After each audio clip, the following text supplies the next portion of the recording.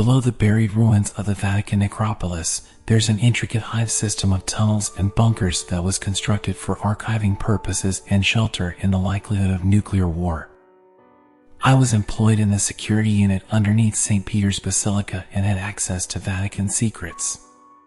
The secrets ranged from the skeletal remains of non-humanoid extraterrestrial life, to the third secret of Fatima, to the Church's very own Black Book, to ancient and advanced technologies. One of the secrets involved a machine said to be built in the 1950s. It was created by a team led by a man named Father Ernetti. He was an Italian physicist, a respected historian, and a Benedictine monk. With the help of 10 other scientists, Father Ernetti built the chronovisor with the ability to see into the past and potentially the future. Stories came out about how Ernetti and his team had used the machine and witnessed the last days of Christ, including the Last Supper and crucifixion. That they'd witnessed, firsthand, speeches by Napoleon in the early 1800s and Cicero to the Roman Senate in 63 BC. But images from the chronovisor were leaked and the conspiracy was easily debunked. What people don't know is that the chronovisor was a fabrication planted by the Vatican and spread to the public to misdirect attention away from any potential real leaks in the future of what they'd actually built. And the Church's plan worked perfectly, as did the real invention. It was called the Tiresias device and could receive audio recordings of the future. It had a series of antennas and sensors that were able to pick up frequencies and wavelengths of every kind.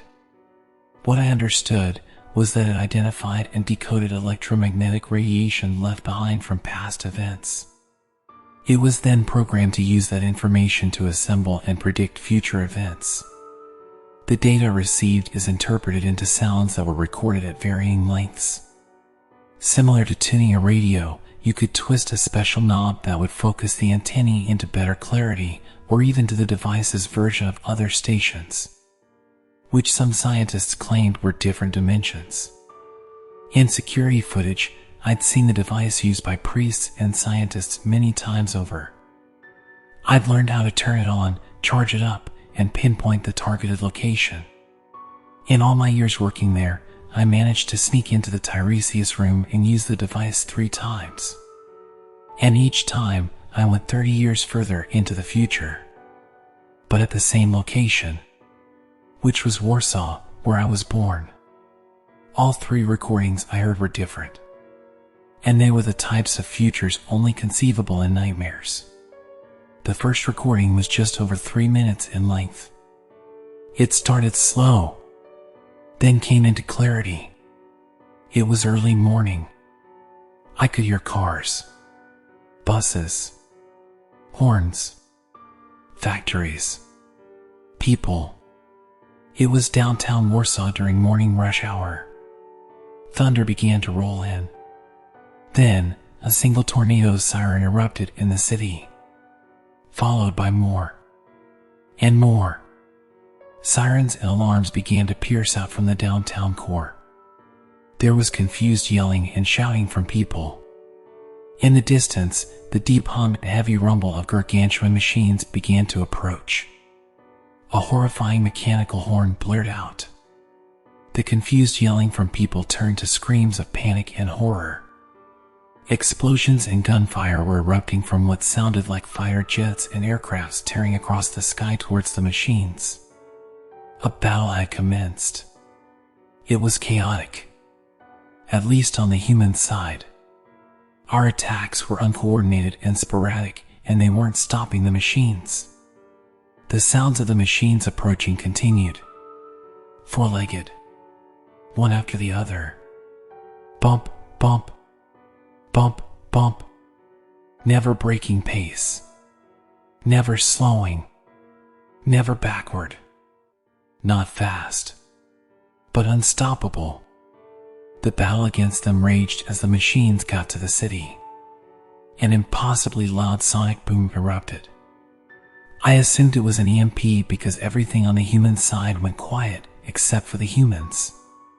They continued to yell and scream as the machines rolled over the city, destroying it completely.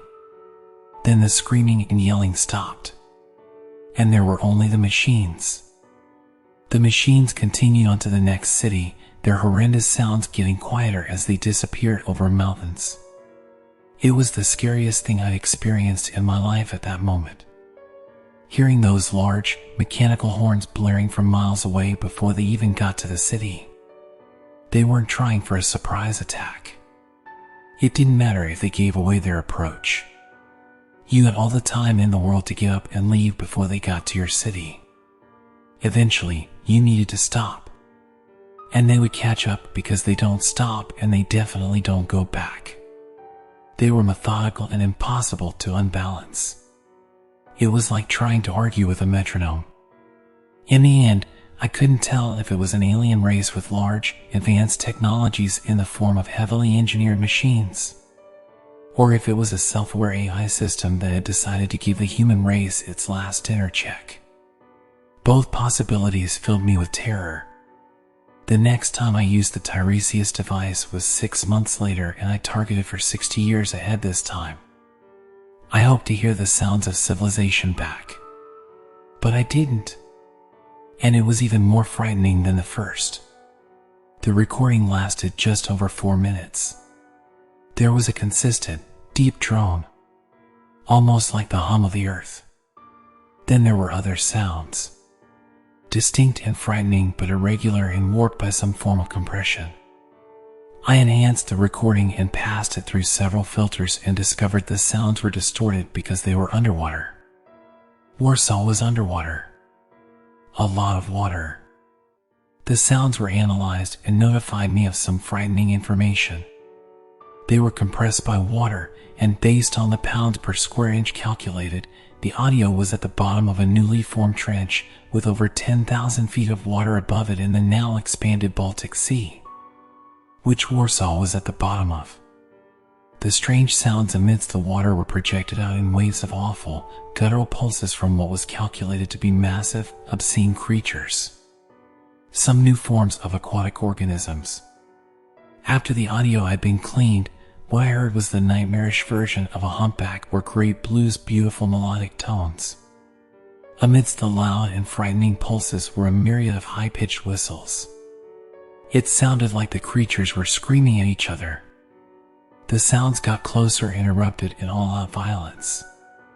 There was thrashing and whistling and shrieking, all from disturbing versions of powerful underwater larynxes, vocal cords, and air sacs. Then it got quiet, and the stillness of the ocean depths resumed. The recording ended. It was a full year before I brought myself back to the Tiresias device for a third listen. I inputted the details for 90 years ahead and hoped for a better future this time. What I got was something worse. This recording was over 5 minutes long and had a perfect connection to the time and place I targeted. But there was nothing to hear. No drone. No static. No atmosphere of any kind. None of the haunting crackling of the planet's magnetic field. There was nothing to clean up or run through filters. No pops or clicks to decipher. Though I did all of that anyway, but received nothing back. The recording carried something more frightening than the bottom of the ocean. It carried the empty sound of space. The vast, dark areas between stars and planets filled with nothing. My filters couldn't detect the hum of stars or planets nearby. It appeared there was nothing at all. Everything was gone. It was a terrifying thought that there was a point in not only our future, but likely the entire universe, where it would all end. There would be nothing. Not a void or an abyss. Just nothing.